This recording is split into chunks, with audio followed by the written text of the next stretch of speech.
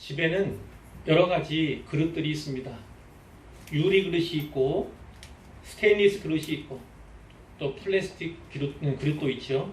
유기 그릇이나 도자기 그릇도 있습니다. 큰 부잣집이라면 금이나 은으로 된 그릇도 있을 수 있겠죠. 오늘의 본문 20절에 나오는 큰 집은 하나님의 집을 가리킵니다. 곧 교회를 가리킨다, 이렇게 말씀을 드릴 수 있겠어요. 그럼 그릇은 무엇을 뜻하는 것이겠습니까? 교회 식당에 있는 밥그릇, 국그릇, 반찬 그릇을 말하는 것이 아니라 그릇은 교회에 있는 교인들을 가리킵니다. 비유의 말씀이죠. 큰 집에 금그릇과 은그릇뿐 아니라 나무그릇과 질그릇도 있는 것처럼 그리스도의 몸인 교회에도 다양한 종류의 사람들이 존재합니다. 금그릇, 은그릇은 일반적으로 나무그릇이나 질그릇보다 더 귀중하지요. 반면 나무그릇이나 흙으로 만든 질그릇은 금그릇이나 은그릇보다 덜 귀하게 여겨집니다. 그러나 교회 교인들 중에 귀하지 않거나 소중하지 않은 사람은 단 한 명도 없습니다. 금그릇, 은그릇은 금과 은이라고 하는 귀한 재료로 만들어졌기 때문에 그릇이 귀한 거지요. 나무그릇, 질그릇은 일반적인 재료로 만들어졌으니까 그릇도 덜 귀한 취급을 받는 것입니다. 하지만 사람은 다릅니다. 그릇과는 달리 모든 사람이 다 동일한 진료, 동일한 재료로 지음을 받았어요. 사람의 근원적인 재료는, 그 진료는 진흙입니다. 하나님이 흙으로 사람을 지으시고 생기를 그 코에 불어 넣으시니 사람이 생명이 되었다고 창세기에 기록되어 있어요. 사람은 하나님이 지으신 피조물 가운데 유일하게 하나님의 형상대로, 형상을 따라 지음받은 존재입니다. 뿐만 아니라 그리스도의 몸을 이루는 모든 지체들은 성부, 성자, 성령, 삼위일체 하나님의 은혜로 새롭게 된 자들이죠. 예수 믿어 구원받고 하나님의 자녀가 된 자들입니다. 고린도전서 12장 4절로 7절은 이렇게 말씀합니다. 은사는 여러 가지나 성령은 같고 직분은 여러 가지나 주는 같으며 또 사역은 여러 가지나 모든 것을 모든 사람 가운데서 이루시는 하나님은 같으니 각 사람에게 성령의 은사를 나타내심은 유익하게 하려 하심이라, 이렇게 말씀하고 있습니다. 이러니 교우들 가운데 어떤 한 사람도 어느 누구도 귀하지 않고 소중하지 않은 사람이 없는 것입니다. 그럼 귀하게 쓰는 것도 있고 천하게 쓰는 것도 있나니 이 말씀을 어떻게 이해할 수 있겠습니까? 최소한 두 가지 해석이 있을 수 있어요. 하나는 귀와 천, 귀와 천은 반대말이잖아요. 귀와 천에 주목하는 것입니다. 누군가는 귀하게 사용되고 누군가는 천하게 사용된다는 것이죠. 이때 귀하게 사용되는 것이 좋은 일인 반면에 천하게 사용되는 것은 좋지 않은 일을 가리킵니다. NIV 영어 성경에 보면요, 어떤 그릇은 고귀한 목적을 위해, 다른 그릇은 비천한 목적을 위해, 이렇게 번역하고 있어요. 오늘의 성경인 디모데후서의 맥락에서 볼 때 귀하게 쓰임 받는 자들은 바울이나 디모데와 같은 참 교사들을 말합니다. 반면에 거짓 교사들은 천하게 쓰임 받는 자들이다, 이렇게 이해할 수 있겠습니다.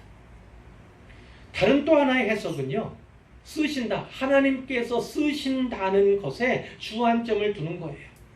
하나님께서 쓰시는 자들은 다 참 교사다, 이런 관점이죠.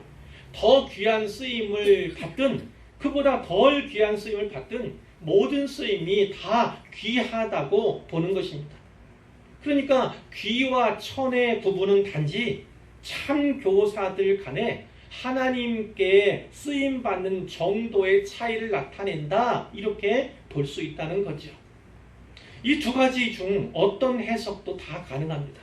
그런데 다음 절인 21절 말씀과 연관을 지어 살펴본다면 이 그릇들의 비유, 금, 은, 뭐 질그릇, 나무 그릇, 이 그릇들의 비유는 단지 교회 안에 있는 사람들의 다양한 영적 수준을 나타낸다, 이렇게 볼 수도 있어요.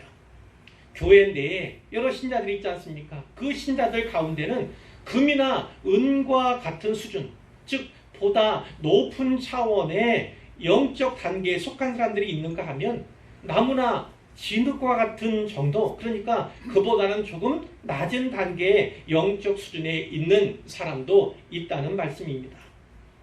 이제 21절 말씀을 볼 텐데요. 같이 읽어보도록 하겠습니다. 그러므로 누구든지 이런 것에서 자기를 깨끗하게 하면 귀 쓰는 그릇이 되어 거룩하고 주인의 쓰심에 합당하며 모든 선한 일에 준비함이 되리라. 아멘. 누구든지 이렇게 말씀하고 있어요. 이 말씀은 단지 교사들이나 사역자들에게만 국한된 것이 아니라 모든 신자, 모든 그리스도인들에게 해당되는 말씀이라는 겁니다. 또 보다 높은 수준의 영적 단계에 속한 사람이든지 그보다 조금 낮은 단계의 영적 수준에 있는 사람이든지 막론하고 신자라면 누구나 받을 수 있는 말씀이다, 이렇게 볼 수 있어요. 누구든지 하나님께서 귀 쓰시는 그릇이 될 수 있다는 거예요. 누구라도 고귀한 목적을 위한 도구로 하나님께 사용될 수 있다는 말씀이에요. 그런데 그러기 위해서는 조건이 있다, 필수적인 조건이 있다, 그것을 성경이 말씀하고 있죠. 이 조건을 성경은 뭐라고 말씀합니까? 자기를 깨끗하게 하면, 자기를 깨끗하게 하면, 이렇게 말씀하고 있어요. 하나님께 사용되기 원하는 사람은 당연히 죄에서 깨끗함을 입어야 합니다. 죄의 문제를 해결받아야만 되지요. 이 죄의 문제를 해결하지 못하면 구원이 없습니다.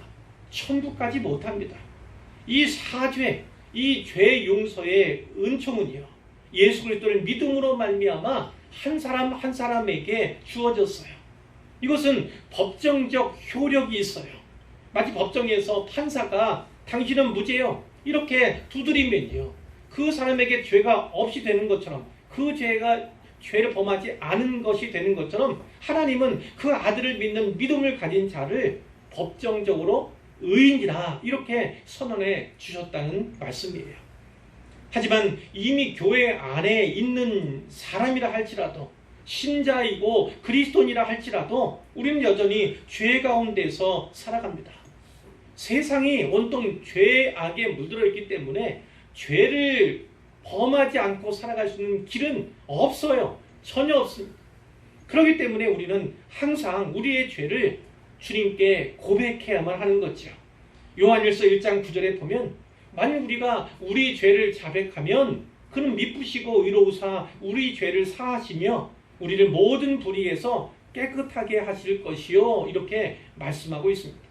우리가 정해진 시간에, 예를 들면 잠들기 전이라도 하루의 삶을 돌아보면서 지은 죄를 주님 앞에, 하나님 앞에 자백하는 것, 그것이 필요하다는 거예요. 그것이 죄의 문제를 처리하는 방법이다, 이렇게 말씀을 드릴 수 있겠습니다. 그런데 본문에는 이런 것에서 자기를 깨끗하게 해야 한다, 이렇게 되어 있어요. 여기 이런 것에 해당하는 내용이 과연 무엇일까요? 오늘 본문 그 앞쪽의 내용들 가운데 16절부터 19절을 보도록 하겠습니다. 16절 말씀에 보면 망령되고 헛된 말을 버리라, 이런 말씀이 있어요. 그러니까 우선 망령되고 헛된 말, 이것이 이런 것에 해당한다고 볼 수 있겠습니다. 이 망령되고 헛된 말에서 자기를 깨끗하게 해야 한다, 이렇게 받을 수 있죠. 그런데 17절 말씀에 보니까 이 망령되고 헛된 말을 그들의 말, 이렇게 받고 있는 것을 보게 돼요. 그들의 말은 악성 종양이 퍼져나감과 같은데, 이렇게 기록되어 있죠. 그러면 이 악성 종양과 같은 말을 퍼뜨리는 그들은 누구를 일컫는 것이겠습니까? 우리가 지난 시간에도 살펴본 것처럼 거짓 교사들을 가리킨다고 볼 수가 있는 거죠. 16절에 보면 그들은 경건하지 아니하며 점점 나아간다. 경건치 않은 방향으로 계속해서 나아가는 거예요. 18절에도 보면 진리에 관하여는 그들이 그릇되었도다. 그들은 진리에 입각해서 볼 때에 그릇된 길을 가고 있다, 이 말씀이죠. 예를 든다면 부활이 이미 지나갔다. 그 거짓 교사들 가운데 부활이 이미 지나갔다. 혹은 부활이 없다. 이렇게 얘기하는 거예요. 그것은 예수님에게 국한된 일이지 신자와는 무관한 일이다. 이렇게 보는 거예요. 자, 그런데 이 부활이라고 하는 것이 기독교의 기본 진리 가운데서도 아주 핵심적인 것 아닙니까? 그러니까 부활의 진리에 대해 바른 이해를 갖지 않고 바른 믿음을 갖지 않는다면 구원받을 수 없는 거예요. 이 부활을 믿는 것, 바르게 믿는 것은요, 구원의 필수 조건이 된다. 이렇게 말씀을 드릴 수가 있는 것이죠. 이렇게 이야기함으로, 이렇게 그릇된 사설을 전함으로 말미암아서 자기들만 아니라 다른 사람들의 믿음을 무너뜨리는 것이 바로 거짓 교사들, 오늘날 이단들이 하는 일이다. 이런 말씀을 우리에게 주시는 거예요. 따라서 이 거짓 교사들 역시도요, 앞에 이런 것, 이 범주에 속한다, 포함된다, 이렇게 말씀을 드릴 수 있겠어요. 그들로부터, 그리고 그들이 끼치는 해악으로부터 깨끗하게 해야 한다, 이 말씀으로 우리가 받을 수 있는 거지요. 자, 정리해 보면요, 하나님께 귀 쓰임 받으려면 어떻게 해야 합니까? 자기를 깨끗하게 해야 한다고 성경에 말씀하는 것이고요. 그럼 자기를 깨끗하게 하려면 어떻게 하는가에 대해서 또 말씀해 주셨어요. 무엇보다 예수님 잘 믿어서 죄 문제를 해결받는 것이 제일입니다. 그것이 첫 번째 해야 할 일이에요. 사죄의 은혜를 받아야만 하죠. 망령된 헛된 말을 버려야 합니다. 귀에 달콤하다고 해서 그것을 쫓아가면 안 되죠. 거짓 교훈과 이단 사설과 다른 복음은 버려야만 합니다. 그러기 위해서는요, 거짓 교사들, 오늘날 이단에게서 떠나는 것이 중요합니다. 결국 사람의 문제예요. 어떤 사람과 만나느냐, 누구와 사귀고 누구와 교제하느냐, 이것이 결국 나를 만들어 간다. 내 길을, 내 방향을 정해준다. 이렇게 생각을 하셔야만 합니다. 내가 원하지 않더라도, 내가 의식하지 않더라도 그 만남이, 그 사귐이 결국 나를 그리로 이끌어가는 거예요. 이렇게 자기를 깨끗하게 하면 하나님께 귀 쓰임받게 되는데요. 21절 하반절 뒷부분의 말씀에 보면 이것을 세 가지로 표현하고 있어요. 귀 쓰는 그릇이 되어 첫 번째 거룩하고, 두 번째는 주인의 쓰심에 합당하며, 세 번째는 모든 선한 일에 준비함이 되리라. 이렇게 말씀하고 있죠. 첫 번째 보면 이렇게 할 때 거룩하게 돼요. 거룩은 아주 중요하고 또 어려운 말입니다.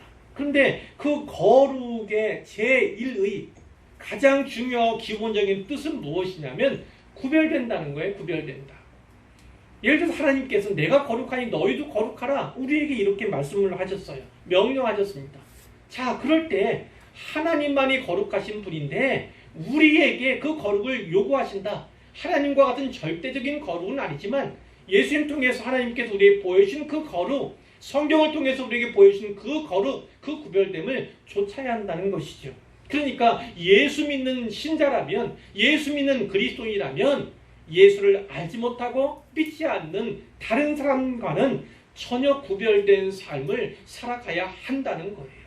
그 구별된 삶이 바로 성경의 말씀에 입각한 삶이다. 말씀을 기준 삼는 삶이다. 이렇게도 말씀을 드릴 수가 있는데요.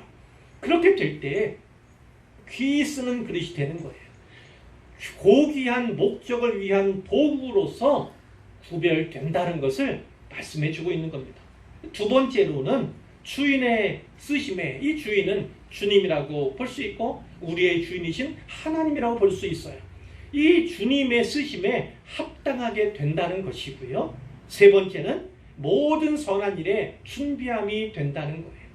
하나님을 섬길, 하나님께서 부르시면 응답할, 하나님께서 맡기시면 그대로 행할 그런 준비가 되게 된다는 거예요. 그러니까 스탠바이 상태로 들어가게 된다는 거예요. 비로소. 하나님께서는요, 우리의 영혼, 우리의 마음, 우리의 몸을 깨끗하게 하는 사람을요, 귀하게 사용하시는 분이세요. 이 귀한 그릇은요, 금이나 은과 같이 비싼 그릇을 의미하는 것이 아닙니다. 깨끗하게 준비되어서 주인이 언제라도 쓰고자 할 때 요긴하게 사용할 수 있는, 쓸 수 있는 그릇이 바로 귀한 그릇임을 우리에게 알려주는 것입니다. 그러니까 그릇의 가치는 그 재료에 있는 것이 아니라 그것이 얼마나 주인에게 합당하게 유용하게 사용되느냐, 그 유용성에 있다고 말씀을 드릴 수가 있는 것이지요. 언제든지 주님께서 부르실 때, 주님께서 맡기실 때에 그것에 응답하기 위해서 몸과 마음을 정결하게 준비하고 유지하는 자가 귀하게 쓰임받는다, 이런 가르침을 우리에게 주시는 것입니다. 이제 22절 말씀을 보고자 하는데요, 역시 하나님께 귀 쓰임 받으려면 어떻게 해야 하는가, 또한 깨끗하고 유용한 그릇이 되려면 어떻게 해야 되는가, 이 질문에 대한 답으로서 우리가 받으면 되겠습니다. 함께 읽어 볼게요. 자, 22절입니다. 또한 너희는 청년의 정욕을 피하고 주를 깨끗한 마음으로 부르는 자들과 함께 의와 믿음과 사랑과 화평을 따르라. 아멘. 이 본문은, 이 말씀은 분명히 피하고 또 따르라 이렇게 되어 있어요. 피하라, 따르라. 피해야 할 것이 있다는 것이고 따라야 할 것이 있다고 또 말씀을 하는 거예요. 그럼 피해야 할 것이 무엇입니까? 본문에 보면 청년의 정욕 되어 있어요. 청년의 정욕을 피하라는 것입니다. 자, 이 말씀은 사도 바울이 그 믿음의 아들인 디모데에게 에베소 교회에서 목회하고 있던 그 사역자에게 보낸 편지예요. 그렇기 때문에 아직 디모데가 청년의 시기를 지나고 있기 때문에 그 청년인 디모데에게 주는 편지이기 때문에, 권면이기 때문에 특별히 정욕 이렇게 하지 않고 청년의 정욕 이렇게 했다, 이렇게 기억할 필요가 있는 거죠. 그러니까 사실은요, 너는 정욕을 피하라 이렇게 어른들은 그렇게 받아도 다름이 없어요. 틀리지 않습니다. 근데 여기는 어쨌든 청년의 정욕, 디모데 이렇게 말씀하고 있잖아요. 자, 청년에는 특징이 있죠. 어떤 특징이 있습니까? 용기가 있어요. 때때로 마치 활화산처럼 타오르는 그런 열정도 가진 때가 바로 이때지 않습니까? 또 청춘에 대해서 예찬했던 그런 수필을 우리가 기억하실 텐데요. 어쨌든 청년의 때는 이렇게 좋은 때입니다. 다시는 돌아올 수 없는 귀하고 값진 때예요. 언제 다시 이런 용기를 내겠습니까? 언제 다시 이런 열정을 가질 수 있겠습니까? 나이가 들어가고 또 가정 꾸려가고 또 살아가는 동안에는요, 그것이 점차 쇠퇴할 수밖에 없고 식어갈 수밖에 없어요. 그러니까 청년의 때를요, 진짜 보람되게 의미 있게 그렇게 지내는 것이 마땅한 것입니다. 근데 이 청년의 정욕, 그러면 일반적인 어떤 정욕이나 욕정, 특별히 여기에는 성적인 것도 포함이 됩니다. 그런 것들도 포함될 수 있지만 또 청년기는요, 한편으론 자기가 생각하는 것 이상으로 아직 미숙한 때예요. 다 아는 것처럼 혹은 다 가진 것처럼 이렇게 판단하는 청년들을 간혹 보긴 하는데, 그러나 어른들 눈에 보면 아직 미숙하기 이를 데 없어요. 그 미숙함 때문에 잘못을 저지를 수 있고 정욕의 길로 나아갈 수 있는 겁니다.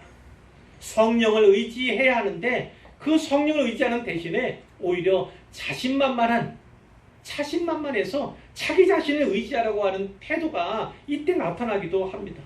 그래서 이 2장에 몇 개, 14절이나 16절에 나오는 그 말씀처럼 무익한 논쟁에 쉽게 휘말리는 그런 오류를 범할 수도 있어요.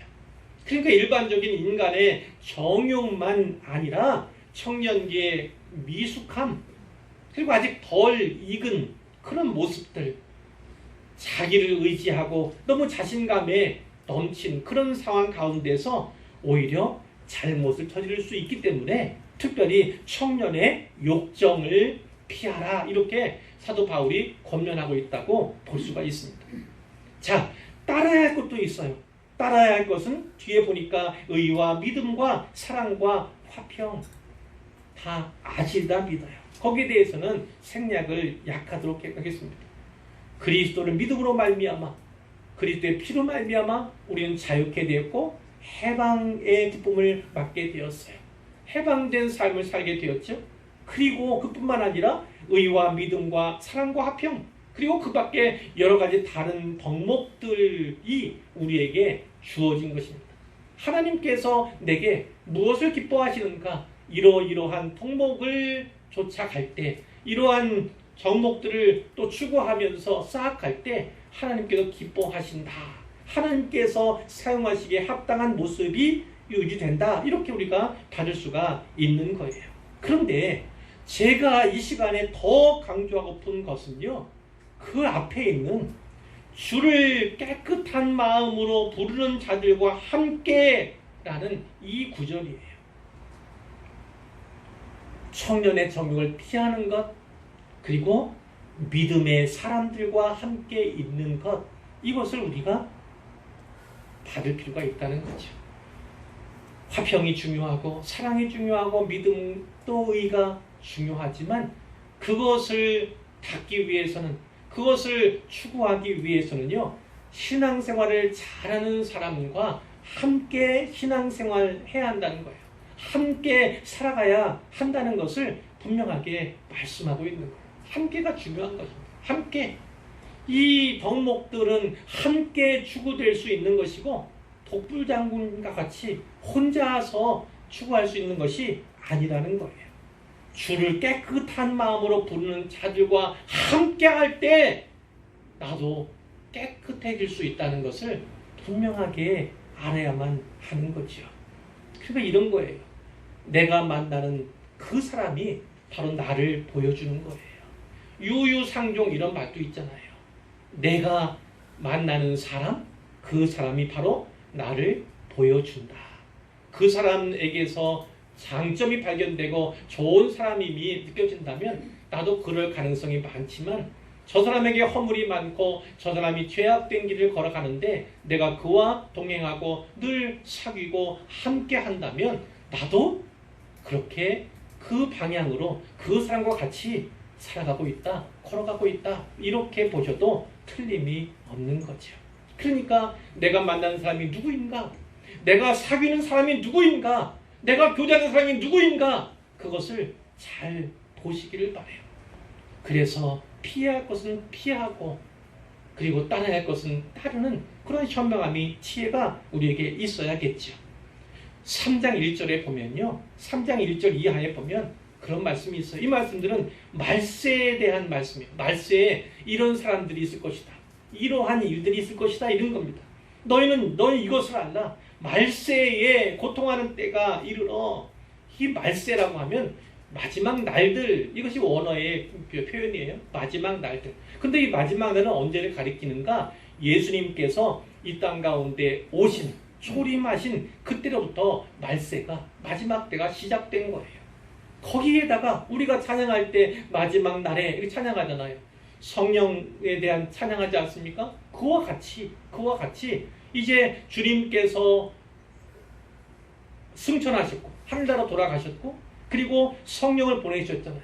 그 성령의 오심으로 말미암아 그 때가 이 마지막 때가 점차 심화되었다. 그렇게 볼 수 있고 이제 이 말씀들은 사도 바울 당시 그 현재에도 또 적용되는 말씀이에요. 그런데 그 사도 바울로부터 지금 2000년이 지난 세월이 2000년이라는 세월이 있지 않습니까? 그러니까 우리는 마지막 때 중에서도 2000년이 더 지난 마지막 때를 살고 있다. 그래서 한자로 말세지말을 살아가고 있다. 이렇게 볼 수가 있는 거죠. 이 마지막 때에는 점차 심화된 모습 그리고 주님이 진짜 재림하실 다시 오실 그때에는 이것이 더욱더 강화되고 악화된 모습일 것으로 우리가 예상할 수 있는 거죠. 그 말세는 고통하는 때라고 말씀하는 거예요. 고통하는 때. 말세에 고통하는 때가 이르러 어떤 일이 벌어지냐면 19가지 특징이 여기에 다 기술이 되고 있어요. 19가지. 사람들이 자기를 사랑하며 돈을 사랑하며 자랑하며 교만하며 비방하며 부모를 거역하며 감사하지 아니하며 거룩하지 아니하며 무정하며 원통함을 풀지 아니하며 모함하며 절제하지 못하며 사나우며 선한 것을 좋아하지 아니하며 배신하며 조급하며 자만하며 쾌락을 사랑하기를 하나님 사랑하는 것보다 더하며 이렇게 돼 있죠. 자, 그런데 다 뭐 이 중요한 말씀이지만 특별히 몇 개만 찾아보시길 바래요. 2절에 보니까 사람들이 뭐를 사랑한다고요? 자기를 사랑한다고요. 자기. 하나님의 형상대로 지음 받은 나를 사랑하는 것을 말하는 것이 아니에요. 자기를 사랑하는 것은 귀한 겁니다. 그것도 필요한 거예요. 근데 여기 자기를 사랑한다는 것은 무엇이냐면 하나님보다 더 자기를 사랑한다. 혹은 이웃을 사랑하지 않고 자기만을 사랑한다. 이기적인 사랑에 대해서 말씀하는 거예요. 자, 그 뒤에 보면 무엇을 사랑합니까? 돈을 사랑합니다. 돈을 사랑합니다. 하나님을 사랑하면서 동시에 돈을 사랑하는 사람들이 그리스도인들 가운데도 많이 있습니다. 세상에는 돈만을 사랑하는 사람들이 많이 있죠. 이렇게 자기만을 사랑하고 돈을 사랑하는 이것으로 말미암아 뒤에 있는 얘기들이 다 이어지는 거예요. 발생하는 거예요. 이제 4절에 보세요. 4절에 중간에 보면 또 무엇을 사랑합니까? 쾌락을 사랑합니다. 쾌락을. 근데 그 쾌락을 사랑하는데 무엇보다요? 하나님 사랑하는 것보다 쾌락을 더 사랑한다. 이렇게 말씀하고 있어요. 그러니까 이 마지막 때 그리고 점차 심화되고 악화될 것들이 있는데 잘못된 사랑, 그릇된 사랑을 하게 된다는 거예요. 누군가를 사랑하지만 그릇된 방향으로 잘못된 방향으로 사랑하는 것이 깊어지면요.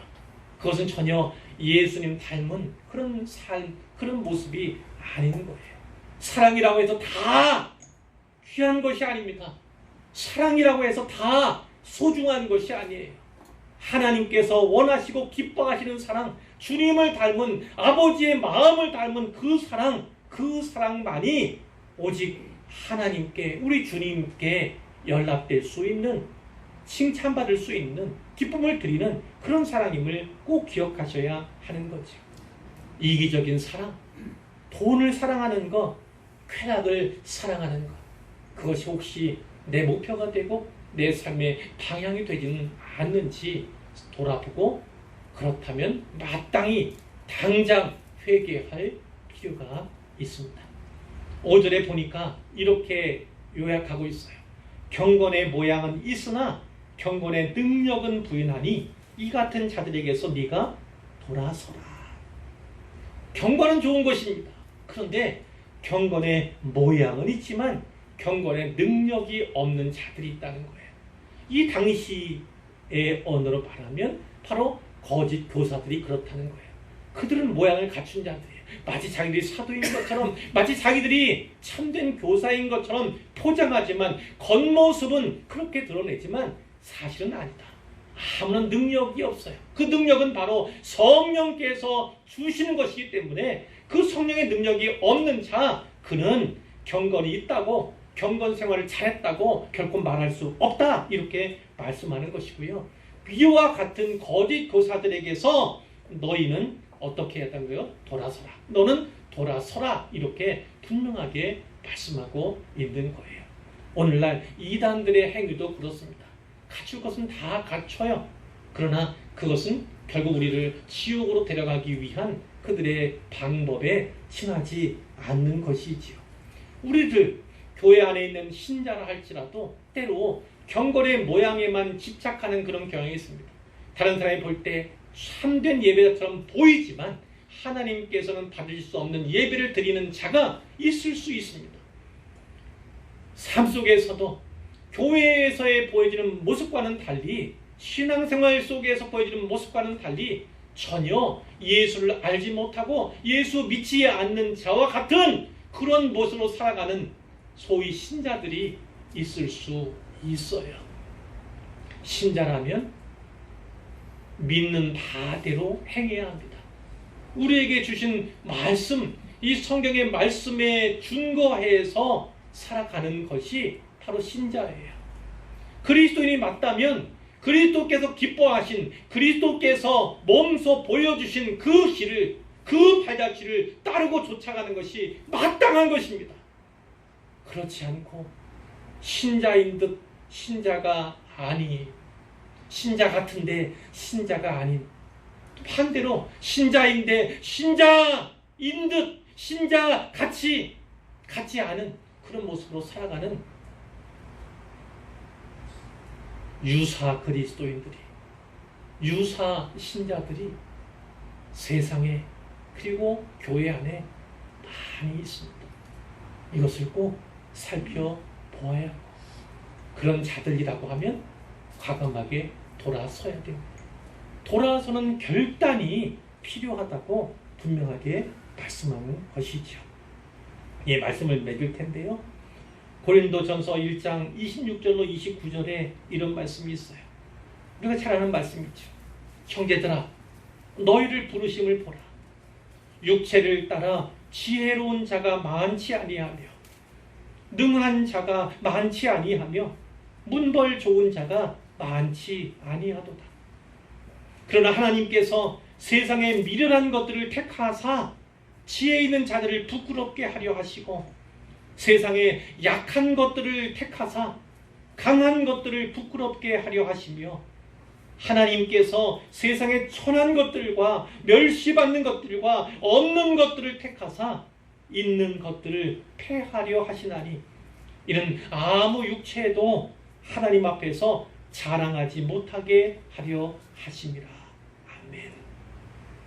하나님은 오직 하나님 자신의 영광을 위해서 미련한 자도, 약한 자도, 천한 자도, 멸시받는 자도, 가진 것이 없는 자도, 아니요, 미련한 자를, 약한 자를, 천한 자를, 멸시받는 자를, 가진 것이 없는 자를 오히려 귀하게 사용하시는 분이심을 기억하십시오.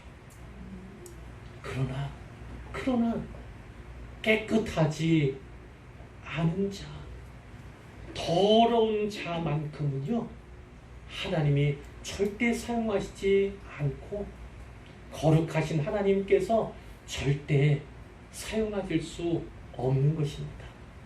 그러니까 우리가 추구할 것은요, 지혜가 아니에요. 우리가 추구할 것은 강함이 아닙니다.